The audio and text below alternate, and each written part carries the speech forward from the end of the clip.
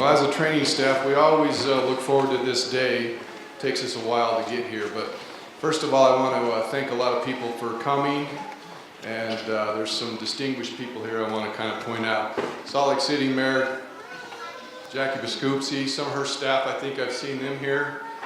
Salt Lake City Fire Department Chief Carl Lieb, next to him with some of the executive staff there. And then I believe Sandy Chief Klein, there's Klein and some of his guys, some of his staff. So I want to thank all the department members that are here. This is a big deal, and it's nice to see you guys come out and support us, support these individuals that made it through this camp. But mostly I want to thank the members' families, spouses, significant others, all those people that held their homes together while these guys devoted their time to us. This is a huge event for these guys, and it takes a lot to make it from day one to day whatever, 4 months later, and I want to thank them for giving me that effort. I want to thank those families for watching out over these guys, coming home ornery, tired, having to study for the next test, have to study for the next evolution, but they did it. They made it. And Captain Stafford, the training staff, is going to talk a little bit more about these guys when we get time. There's a couple of people I want to point out real quick that I want to give my thanks to. Our office facilitator, Gina Bell, I don't know if you guys know her. Most of the fire department does. We wouldn't be held together if it wasn't for her. None of this would take place if it wasn't for Gina. So I want to thank Gina publicly.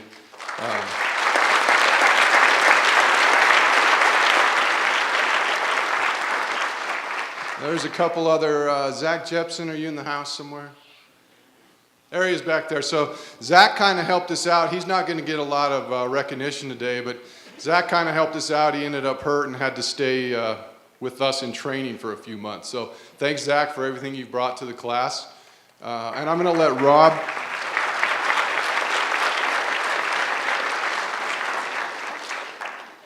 I'm going to let Captain Stafford talk about his training cadre when he comes up. So at this time, I want to turn the time over to Mayor Biskupski and let her say a few words.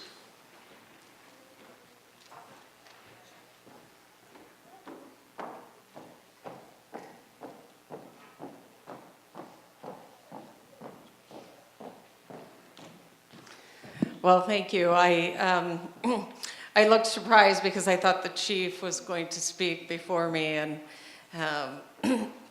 but thank you. And thank you for this honor to participate today.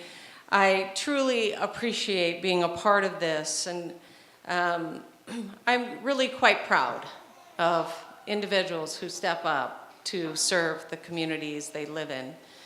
To the 20 recruits sitting before me, we honor today, and to Fire Chief Klein and Fire Chief Lieb and their teams, and to the proud families and friends who are here and supporting our new firefighters. I want to say thank you for joining us, and thank you to all the loved ones here today who have been sharing these fine individuals with our communities, who are supporting you in the work you do and will do for Sandy City and Salt Lake City, and for really helping them get through what is a difficult journey to a career that we hope lasts a lifetime. We know that each of you walked right alongside the recruits in their life, and you shared and supported them. You also made some sacrifices to help them reach this point. And I am grateful to you. I know the residents in our communities are grateful to you. To the recruit class, number 41 of 2017, this is your day, a day to celebrate. For 15 weeks, you trained tirelessly to become the best and part of some of the best in the country. It was not easy, but know that you received the best possible training for this work.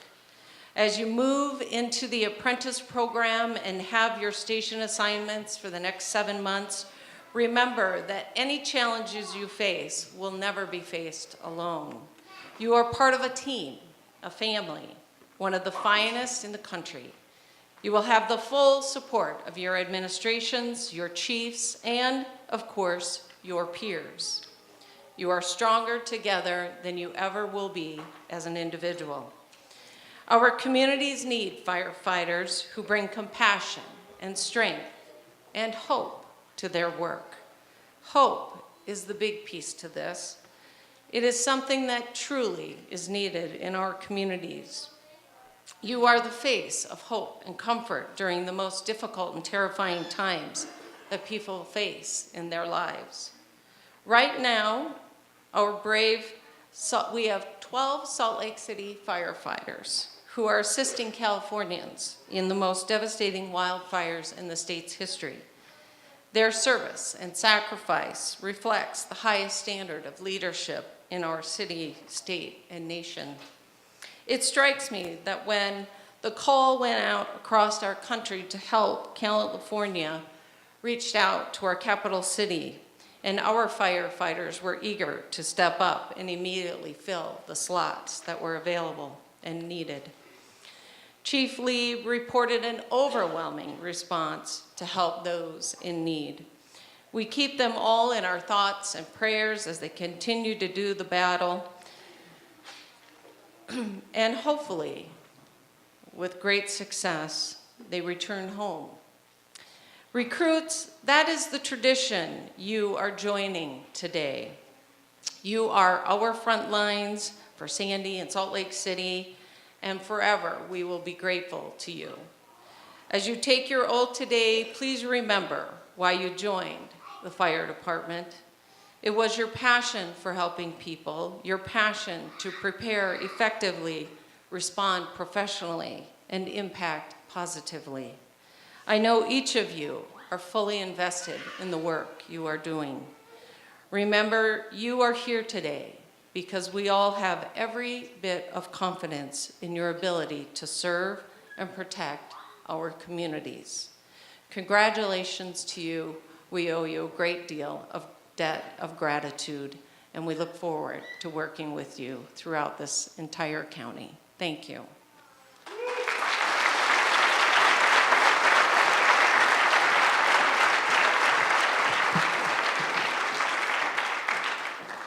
Thank you, Mayor, for those words. I'm going to now turn the time over to Chief Carl Lieb, and then Sandy Chief Klein is going to speak after him.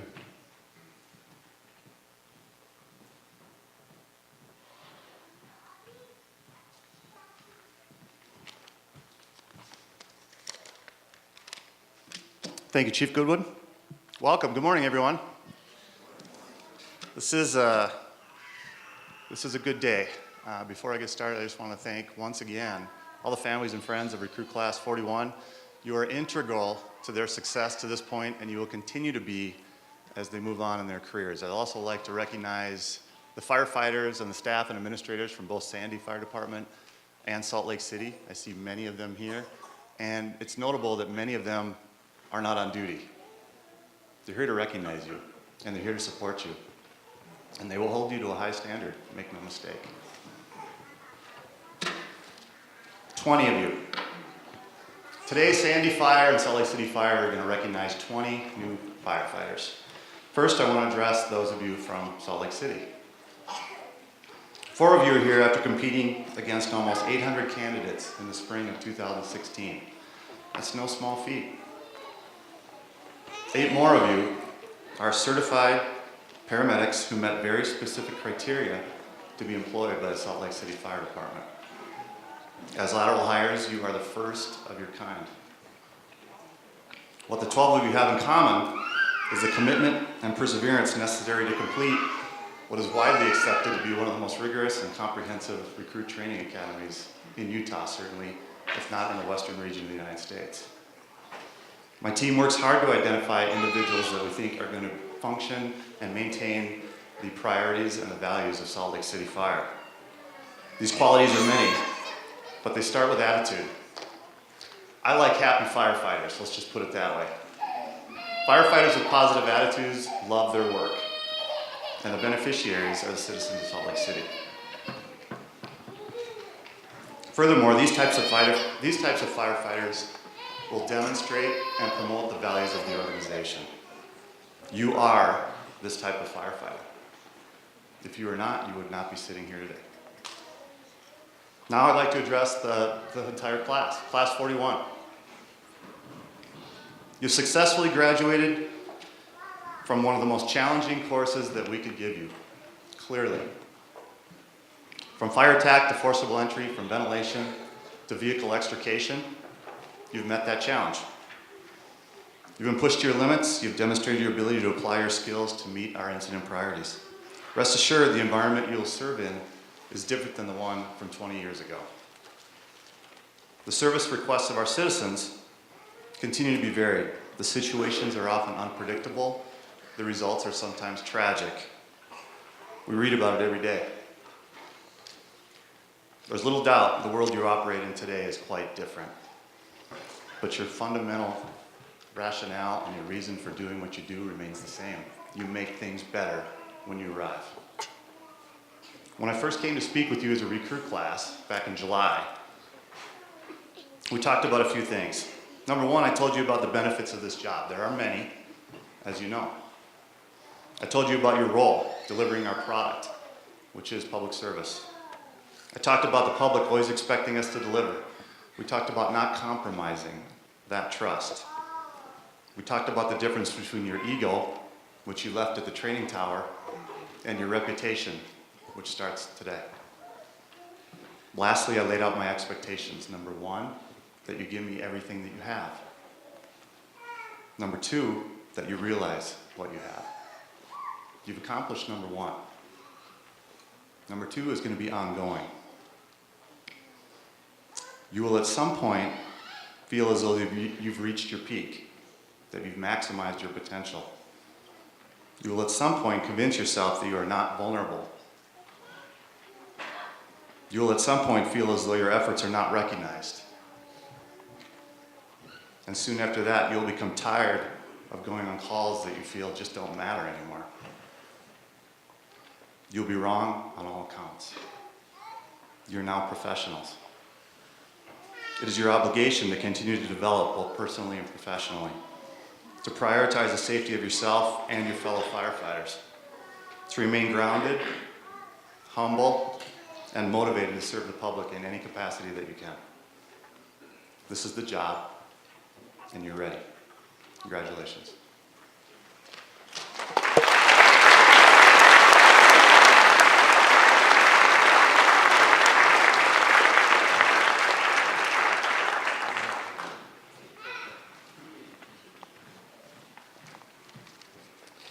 Thank you, Chief, Mayor, for letting us be a part of this great academy. Thanks to the families that put up with your firefighter. A lot of hard work. They'd come home, we know that they would ignore you. I need to study. But thank you for that. Congratulations to you for making it through those 16 weeks of hard work, tired work, and the training that you received. And that is just the beginning of the training that you'll need. So make every day a training day from here on out. I'd like to tell a quick story about perspective of our call. And not every day, not every call we go on, house fire, medical call goes the way we want, the way we hope it would go. But at the end of it, you need to look back. And the story goes, we had a tragic accident in Sandy 2 months ago. We had some off-duty firefighters, paramedics, and nurse there. Did everything they could to revive this couple. But because of the things that they did, that husband lived for 12 hours. It made it possible that his family could come and see him at the hospital and say goodbye to him. His children were able to come and see Dad one last time. Is it the outcome we wanted that day? No. But what we did matters. Like the chief says, make sure everything you do matters. It will matter to somebody. And again, it may not be the outcome we want, but we will make a difference. Because of those 12 hours extra that gentleman had, his family got to see him, and they also got to use a lot of his organs to save other lives. So at the end of the day, the crews went back to the station going, could we have done something more? You did everything you could, and you'll do everything you can. And just remember that everything we do matters. The homeless man on the street that doesn't have anything, treat him with compassion. You'll make a difference in his life.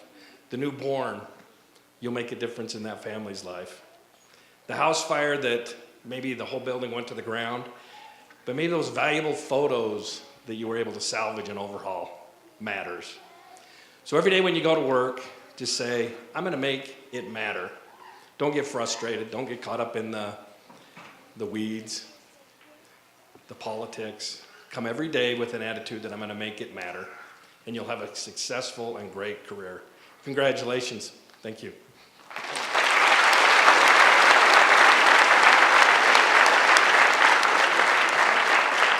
As well said, Chiefs. My name is Rob Stafford. I'm the training captain for the Salt Lake City Fire Department, and essentially with the help of the cadre and many others, ran this recruit academy, the Salt Lake Recruit Academy, with these Salt Lake recruits and Sandy recruits. I've done a couple of these now, and I'll be honest, I was a little nervous going into this one. They had a lot of logistical challenges. As Chief Lee mentioned, this is a new thing to have lateral paramedic hires for Salt Lake City. It was new for us to have 8 Sandy recruits, and then we had an equal amount of Salt Lake City new hires.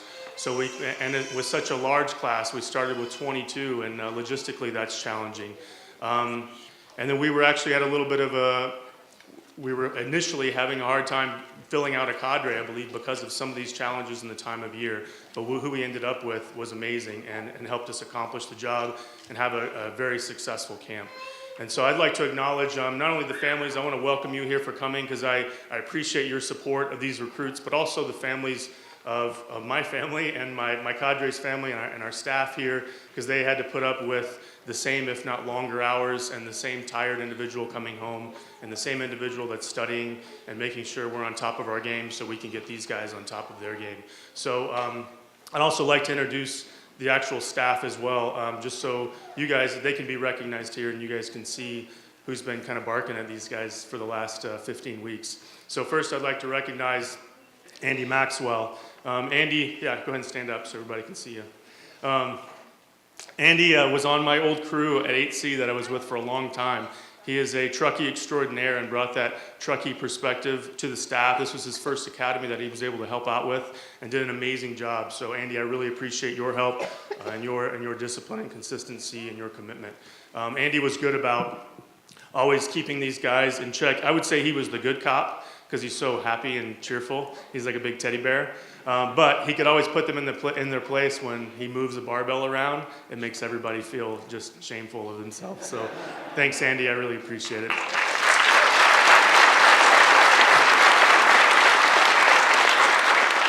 We also have Captain Chad Yamani. He is a captain on B Platoon. He came out of operations to help us out. This is the second camp I've had the opportunity to do with Captain Yamani. We did class 39 together as well. And it's really cool because Chad Yamani and I came on together. So it's really, really neat to be able to do an academy on the other side and be able to run and kind of put our perspective into it together and work as a team together. This guy's a total stud. He is so confident and so knowledgeable in everything. He brings an engineer perspective, a heavy rescue technician perspective, and a captain perspective, and an amazing member of the team. So I thank you for your commitment and your knowledge. I would say we didn't really have a bad cop, but Captain Yamani was kind of the stone face. And a lot of you guys probably thought he didn't like you. And he doesn't. He does not like you. And also, he's nodding right now. He just doesn't like you. No, he respects all of you, and I respect you, Chad. Thank you.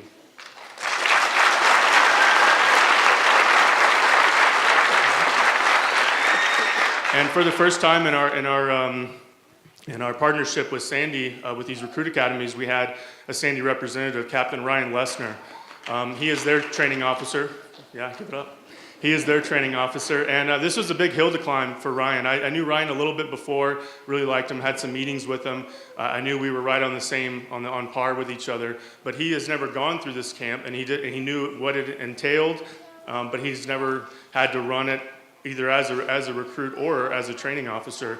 And so he put in a lot of work. That was a huge hill to climb to not only get on par with what we're doing, but also be able to deliver it. And he delivered it. He was an amazing asset to the team. He fit right in with us personality-wise and knowledge-wise and skill-wise, and it was great to have you. I appreciate all your time. I know you had a full plate with things going on in Sandy City, as well as being up at the Salt Lake City Tower 4 days a week for 12 hours. So I appreciate your help, and I appreciate your commitment. Thank you.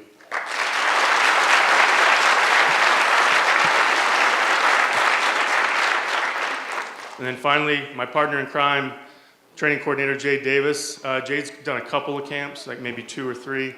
No, he's done like double digits almost now. It's amazing. So I really lean on Jade quite a bit in all things training, when we have recruits or not. He has such a good knowledge for this and has been doing this for so long. He's seen so many recruits come through.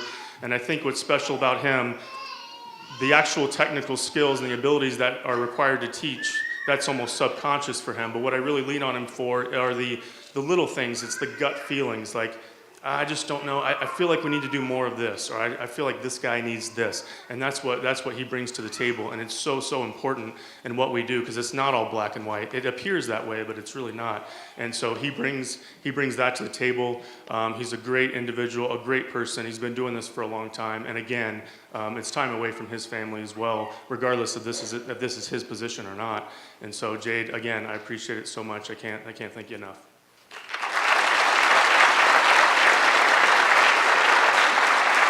And then I'm going to echo what Chief Goodwin said. He kind of beat me to it, but Gina Bell, she is so integral to what we do in the training division, and so I'll just say it again because it's important enough. She honestly makes this tick. If I think of something that I need, it's already on my desk before I even ask her, and it's amazing what she does. She does so much behind the scenes that most people in operations or these recruits don't even really know about. Her plate is always full, but she crushes it every time, and you'll see her. The video today was done by her as well, which is always amazing, and it's really important for these recruits and these families. And so, Gina, again, thank you so much.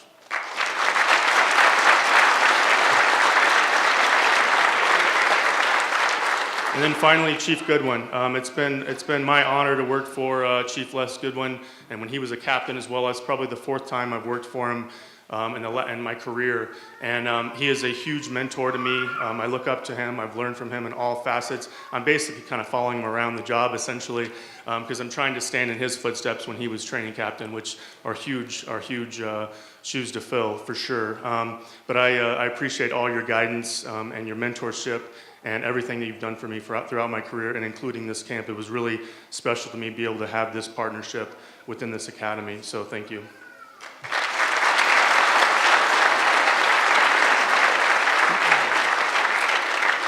And then now, recruit class 41, I'm going to tell you just one more thing. It's just one more thing, so listen to me just one more time.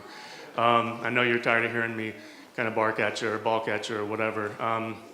But I think this is important, and it's echoing a little bit of what Chief Lieb and Chief Klein said, but I'll give it to you in a little different perspective. I want you to never, ever forget and underestimate your role as a professional firefighter, and as a new professional firefighter for some of you.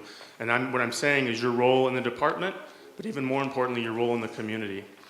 What we do in Recruit Academy, and that's sometimes difficult for the transition, and what I've noticed throughout the years is, we create this environment, and then the environment is created of growth and of purpose in everything we do. And for 15 weeks, we're always focusing on these individuals and making them stronger, more mentally resilient, just better with all their knowledge, skills, and abilities. We're working on the technical skills, but we're working on their mindset as well. Everything is improving. We're even focusing on their breathing, believe it or not. So within this environment, the discipline is kind of built in. And I don't mean negative discipline, I mean discipline to do the right thing every day and to do it right and do it with quality and do it with purpose. That is built in, and we kind of ingrain that into you.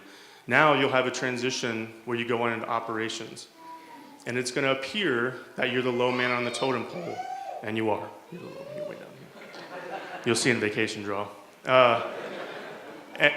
But at the same time, that role and that position is so very important. And now, and the purpose may appear a little foggier, right?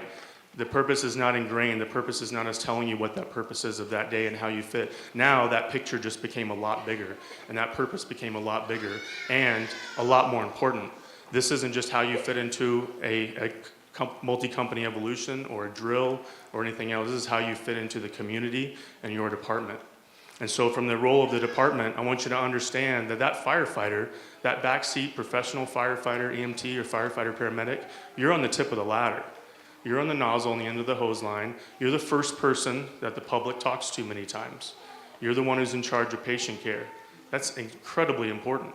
It's not the low man. It's essentially the tip of the spear, if you will.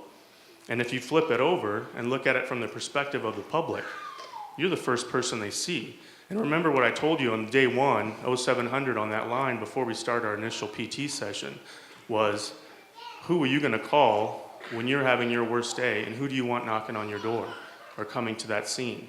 Well, now that person is you. And so I want you to think about that, and not just today, and it's easy to say. We can come up here and say a lot of stuff, but I want you to really, really think about it. As a matter of fact, I want you to write it down. Not right now. I want you to write it down on your first shift. I want you to post it up on your locker, and then write it down on your second shift, and then write it down on your third shift, and so on. And you see my point. It never becomes not important.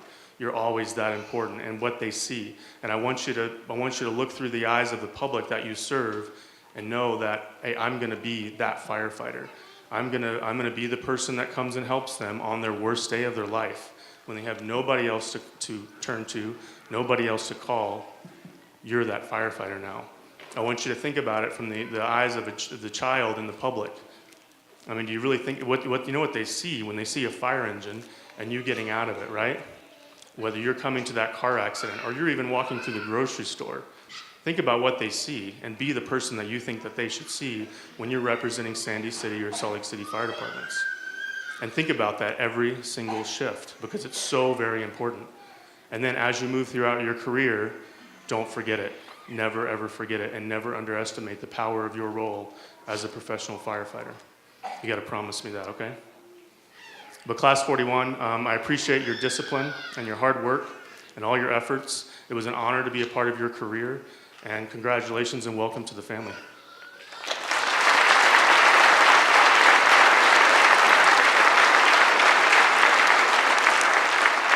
So now I'd like to have up to the stage the recruit class speaker, Jacob Sanchez.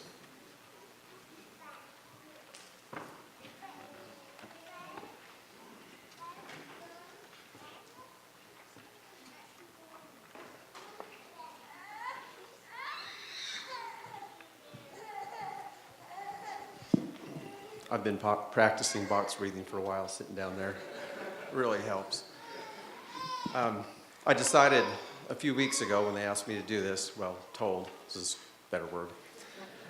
Either I have lots of friends and they think I'm the best one to represent them in public speaking, or they really despise me and this is their way of punishment. I'm leaning more towards the second. I am really happy to be here, proud to stand up and represent Class 41. I would also like to give out our appreciation and thanks to the mayor and city officials which are here to support us on this day of graduation. But more importantly, in their role in supporting the fire department, our success, the way that we respond, our safety, our precision, and our professionalism is based off of their support, and we appreciate that. We also appreciate all of the fire staff who is here, all of our brothers who are on duty who are here to support us in this day of graduation. Thank you for taking time out of your day to help us. There's lots of appreciations. We'd like to thank our families. We can't thank them enough, our spouses, our children, our support systems, our friends, all of those, not just today for coming to recognize us and support us on this day, but for the past few months. You've had to put up with our antics, our absent-mindedness, our physical exertion, our emotional tiredness and emotions, just not being there. And we appreciate it. We truly love you all, and we're thankful for your support. Class 41 would also like to recognize Chief Goodwin, Captain Stafford, Captain Lesner, Captain Yamani, Instructor Maxwell, and Davis. We couldn't have picked a better training cadre. The respect that was shown, the knowledge, and the delivery of what we were taught was excellent, and we're happy to have had it. And we're also happy for all the other adjunct instructors who gave their time, their knowledge, and their discipline to us that we could embrace that. We as Class 41 we all came from we all came as separate entities to this class, to where we are today. We came for different reasons, we came from different backgrounds, and we all came from different areas in life. Some of us in the beginning, some of us more in the middle, and some of us a little past the middle. But in the end, we all came for our own reasons. Regardless of the reasons, we have come together and we united in one desire to serve our respective departments in whatever communities that we serve. We have chosen to serve with courage, with honor, and integrity. We have chosen to be part of a rich tradition and brotherhood that was laid before us long ago by those who currently serve and those who served before us. Brotherhood, as defined by an unknown author, it's how the male species bond with each other. And this is done by man getting together with a man. We participate in activities, and in those activities, drills, skills, whatever they are, we make mistakes, and we make lots of mistakes. And then we fix the mistakes, and then we make more mistakes, and we make them over and over and over, and it's a repetitive process that never ends. And somewhere in there, we form what's called brotherhood, or man bonds. A lot of these bonds in 100-degree weather, wearing our full gear, are made through lots of sweat, lots of foul smells that follow us and are brought to our knowledge if you didn't know they were there. Sometimes we drown in it. Sometimes there are tears that are shed, mostly in private, and sometimes there's a small amount of blood that's left on the drill ground. Through all this, one thing that I think that I've come to recognize, and Class 41, there's always someone watching. More specifically in our recruit camp, regardless of where we are on the drill ground, in the classroom, there's always someone watching. It never ceased to amaze me or surprise me that in a prop full of smoke that you could barely see your hands, you could be in there with your crew performing skills or evolutions, whether it was search or fire attack, and at the moment that you least expected, a hand or a small voice would pierce through that dark cloud. Sometimes it was a small voice of guidance or reassurance of, hey, do this, maybe a small push in the right direction.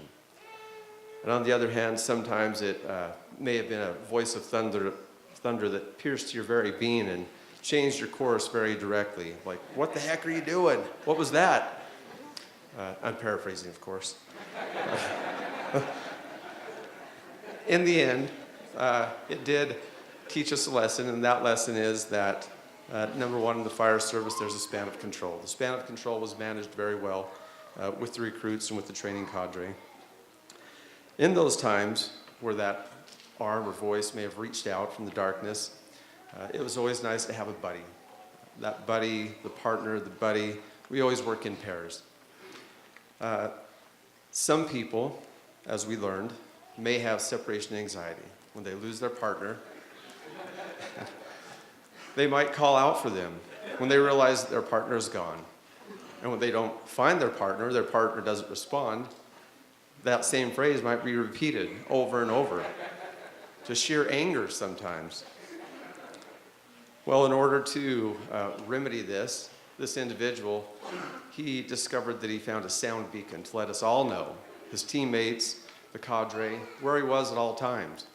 Most of us call this a horn or a siren, which is also relative to how many up and overs we could do.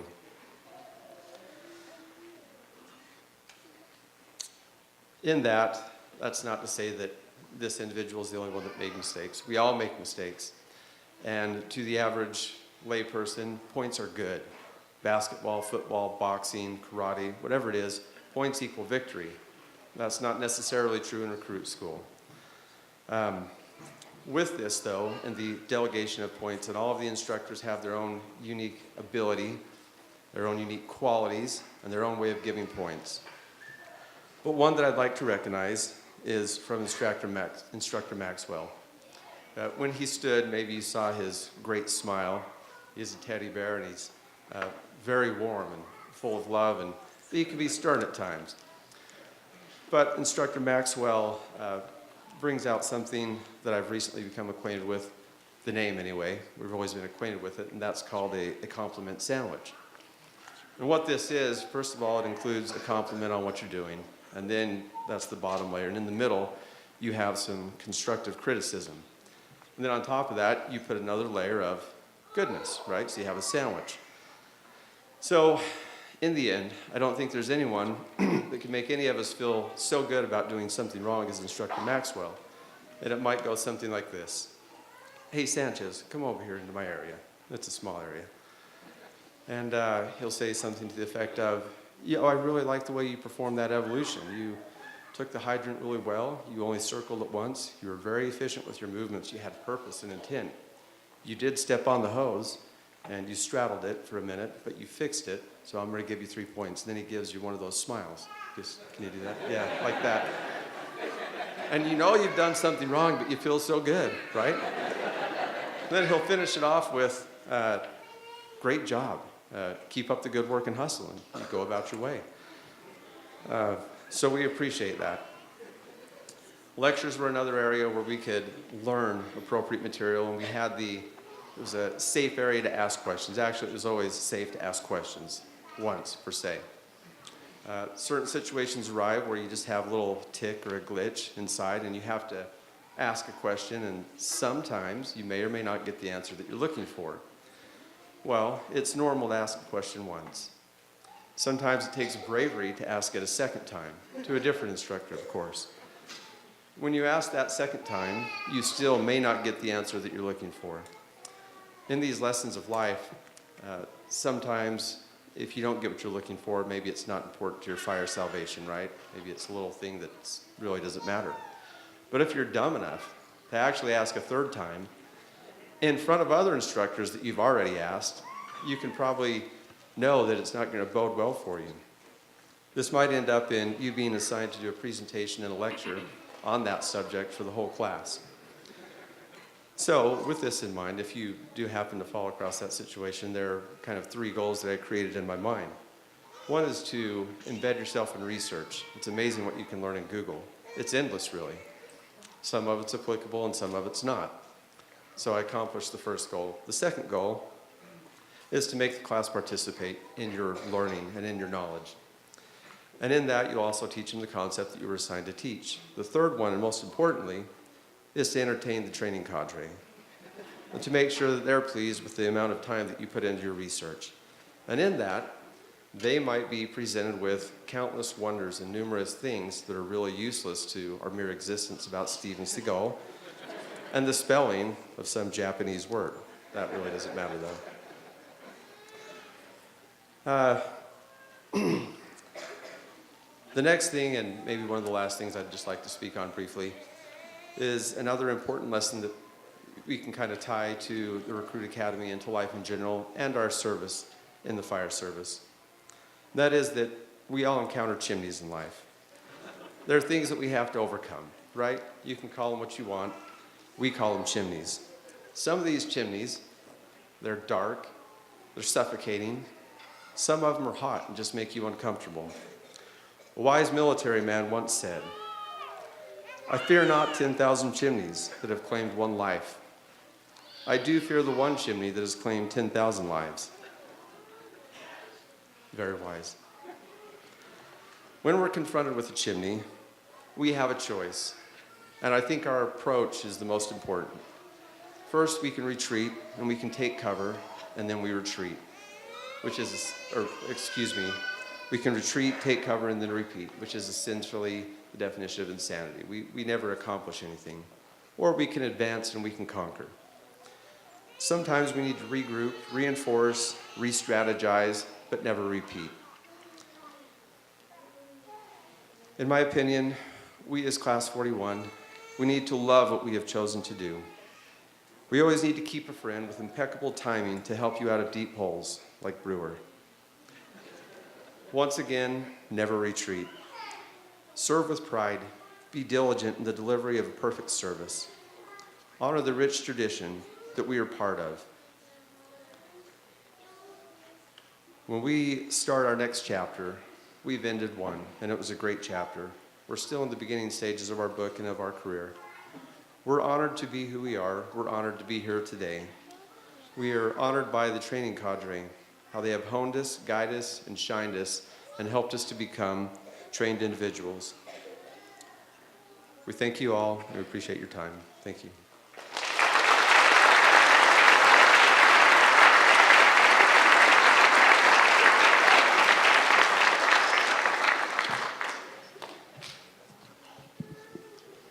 I don't think I smile that much.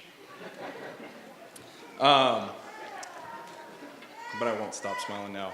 I'm Andy Maxwell. I was an adjunct instructor for Class 41. Amazing opportunity. So today, we're going to go on to the badge pinning ceremony. As I call your name up, you and your loved one can come up to the stage, and we'll pin your badge on you, okay? Now I got to find the right paper. Matthew Aston.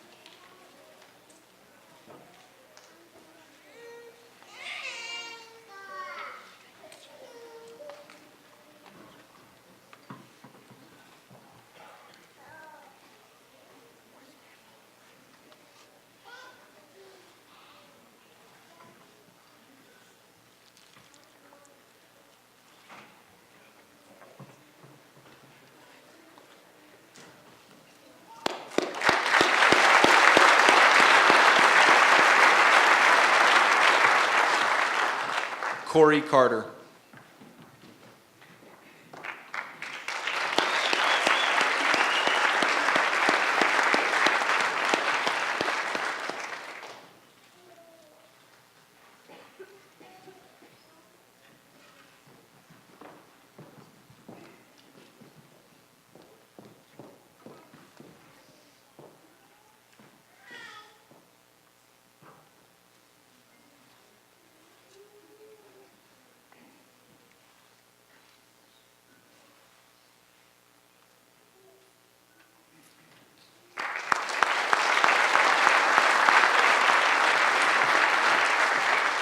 Mark DeCorver.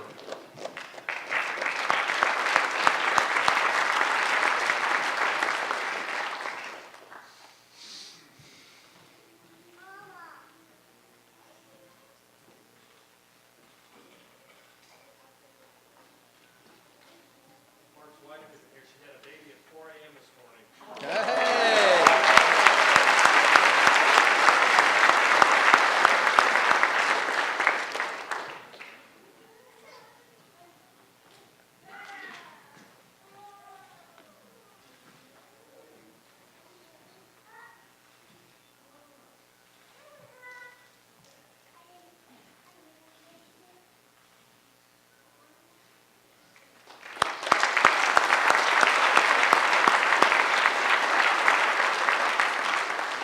Jaron Franchina.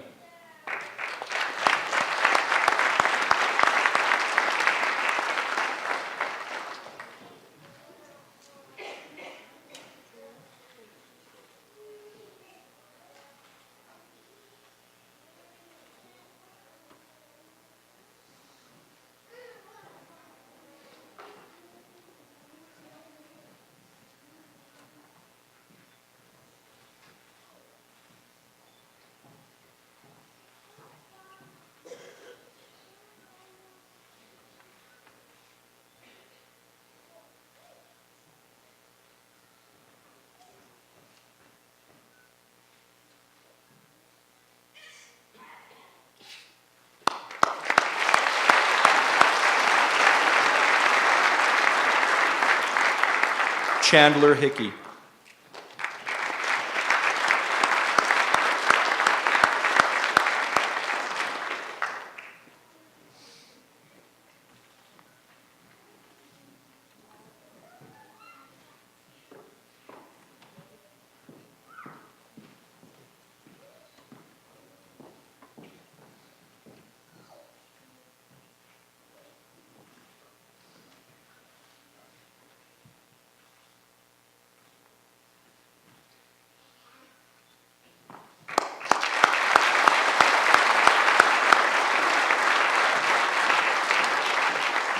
Joseph Olson.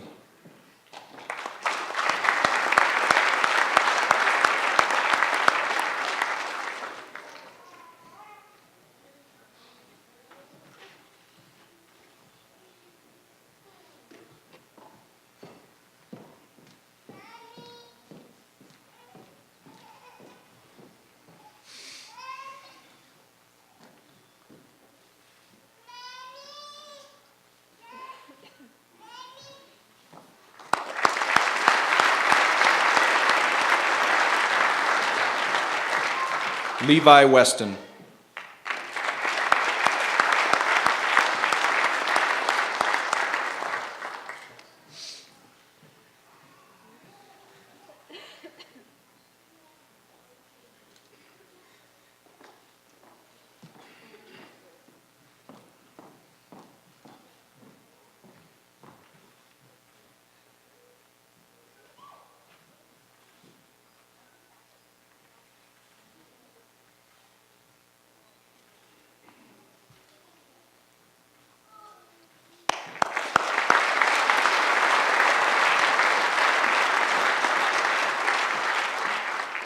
Aaron White.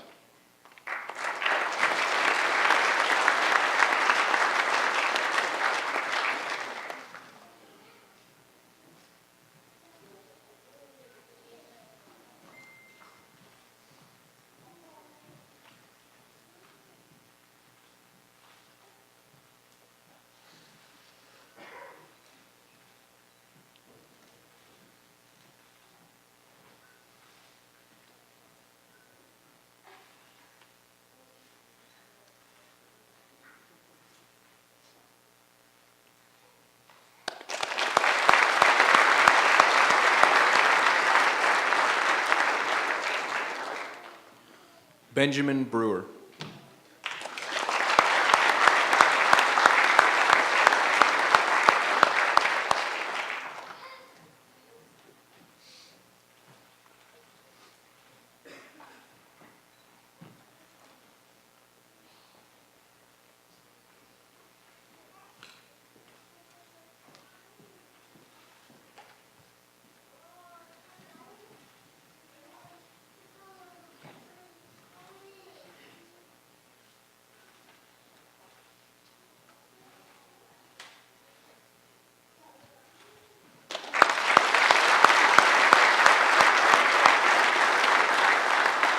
Jeff Drown.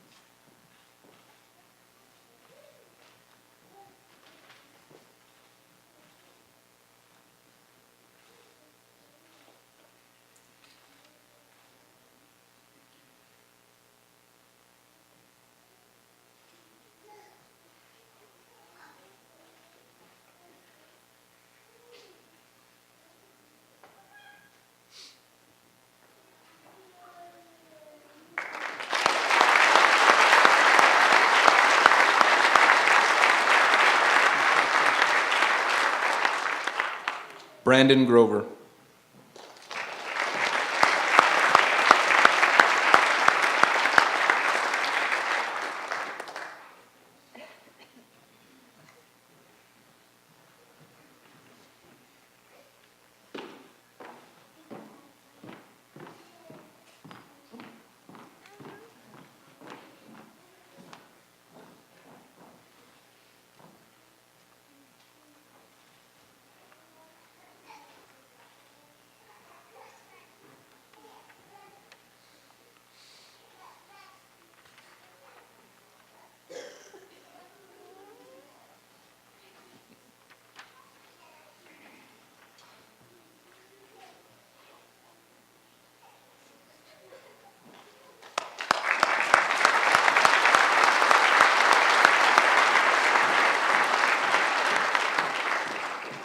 Daniel Harris.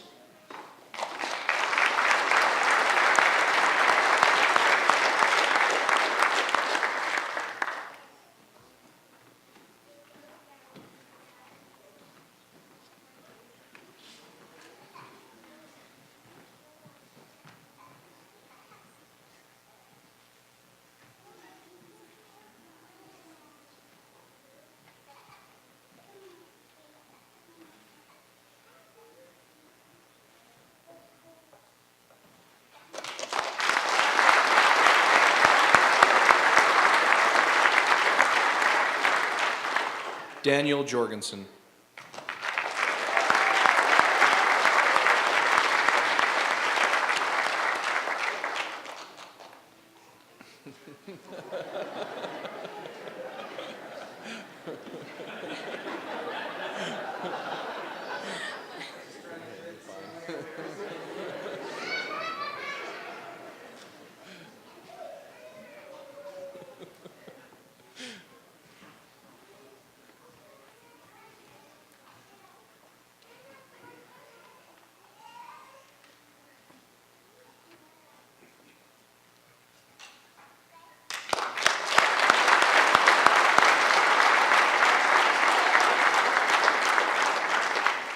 Corey Larson.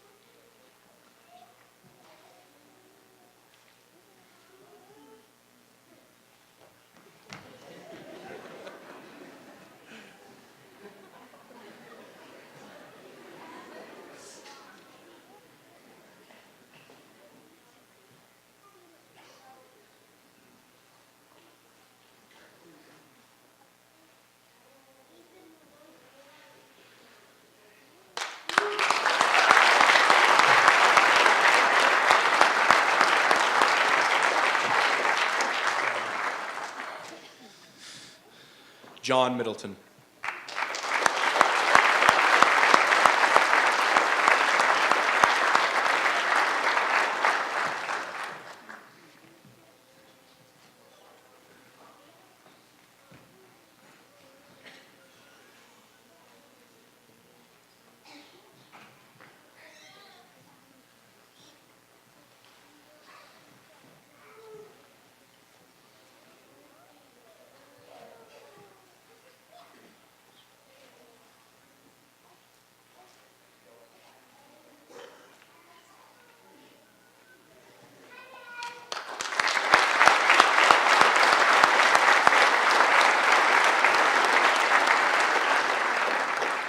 Matthew Peel.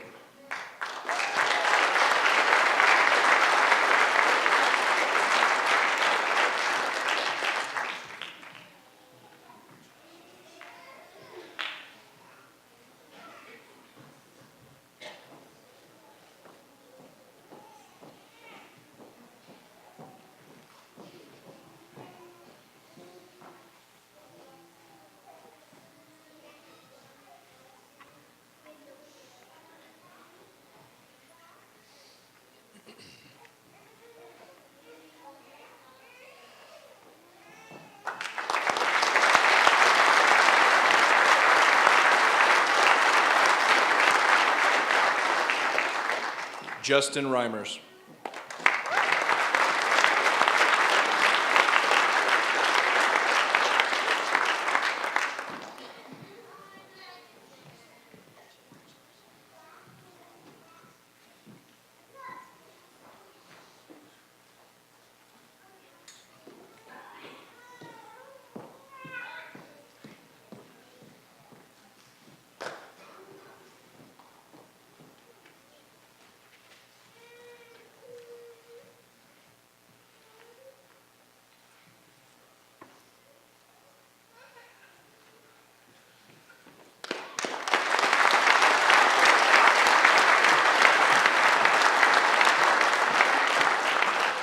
Patrick Russell.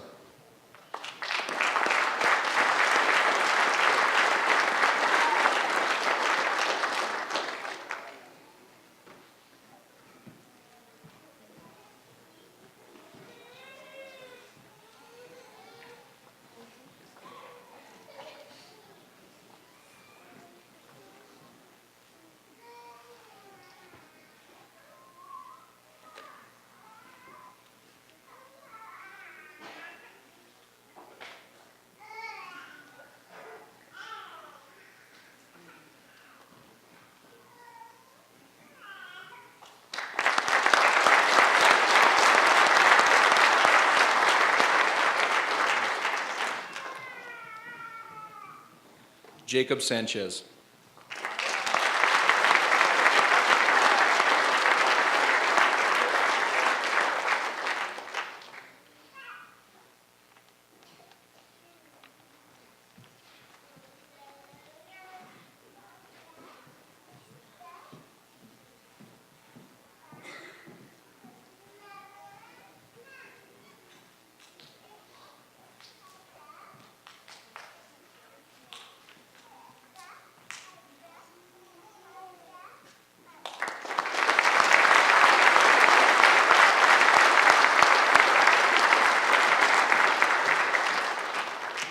Brian Wood.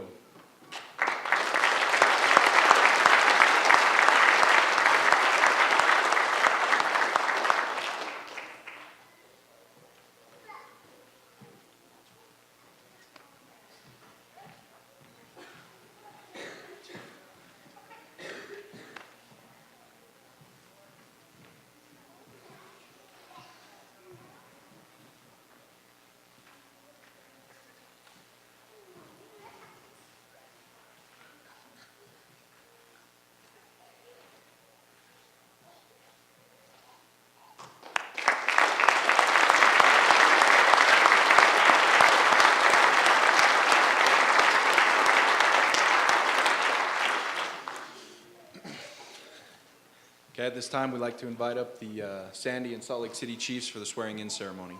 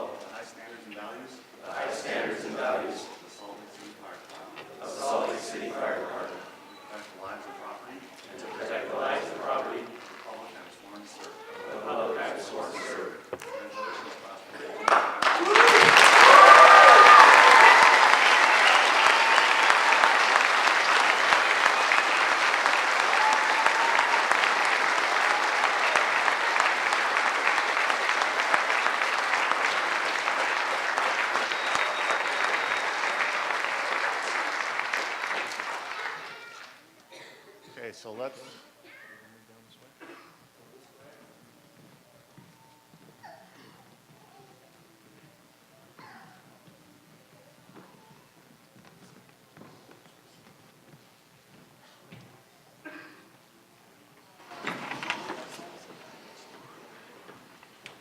Raise your right hand. I do solemnly swear that I will support, obey, and defend the Constitution of the United States, the Constitution of the State of Utah, and the laws and ordinances of Sandy City.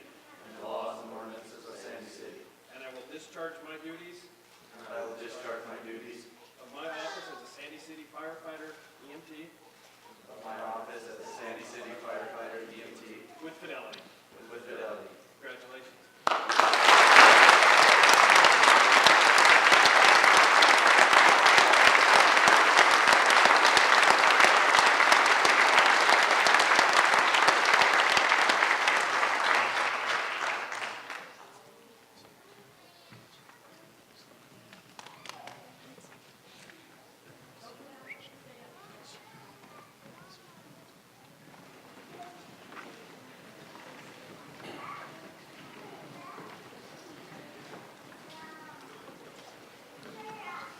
Ladies and gentlemen, I'd like to present you the Salt Lake Fire Academy Class of 41.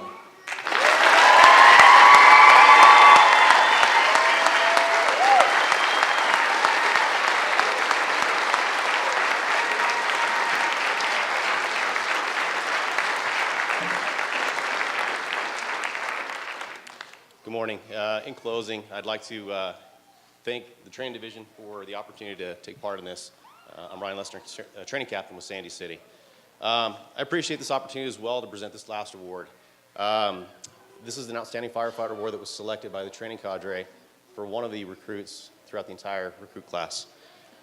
The outstanding firefighter award is given to the firefighter that stood out in multiple areas throughout recruit school.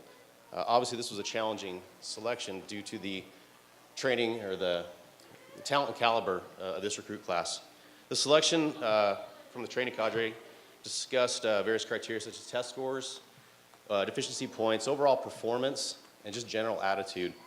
Other attributes that also played into decision making were basically how they carried themselves, as well as how they supported and mentored others.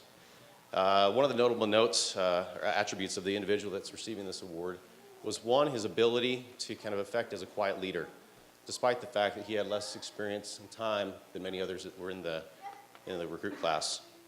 So with all this being said, I'm proud to present the Outstanding Firefighter Award of Class 41 to Firefighter Matt Aston.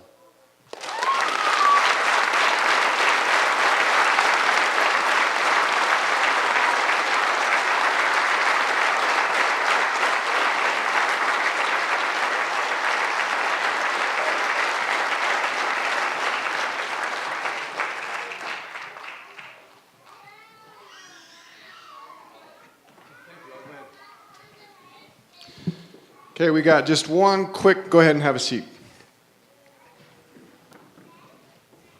And if I could give Chief Klein one word of thought on how well your new hires are.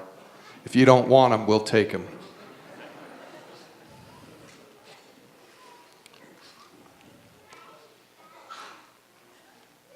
First day at camp, 7 o'clock in the morning on the line, I approached these guys and I asked them one thing. Is this going to be a divided class, or is this going to be a class that's united?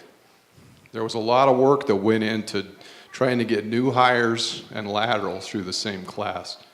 I can stand before you today and say, you united. You're one class. And Middleton, next to that comb in your turnouts, make sure that hair gel, it's not flammable. Okay? Drown and Larson, it's a good thing there's not a height requirement. You wouldn't make it. Okay? And where's Brewer? Brewer was a nervous wreck coming into camp. I had all the faith in the world he would make it, but he didn't, did you? I've had the privilege of working with him for years. It's good to have you. I'm glad you just chose us. At this time, I'm going to ask Captain Stafford to come up and help me with one more thing.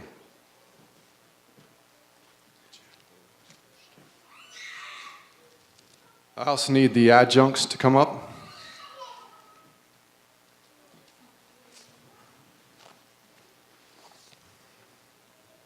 And I don't think Rob gave Andy justice. We all got to watch over 600 pounds get squatted.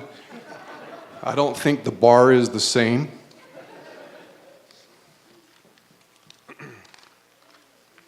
And Chief Klein, I've tried for years and years to get Captain Lesnar down here. Thanks for letting him have us. It was a benefit to have him to the class. At this time, I'm going to present the department citation, achievement citation to the 3 adjunct instructors. I'm just going to read what these are, what they say real quick before we do this.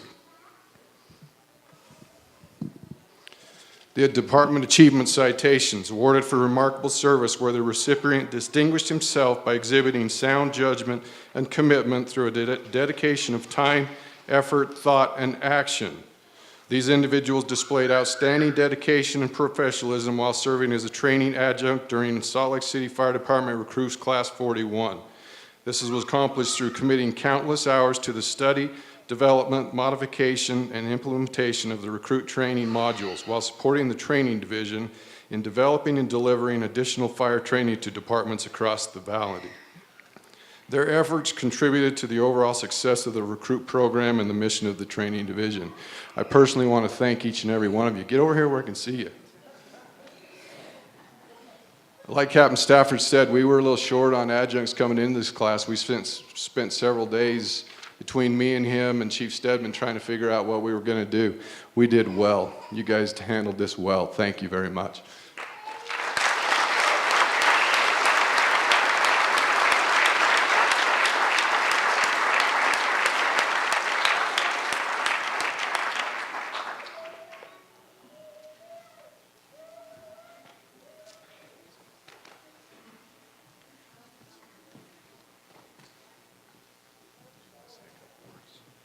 Captain Stafford just wanted to say a couple words real quick.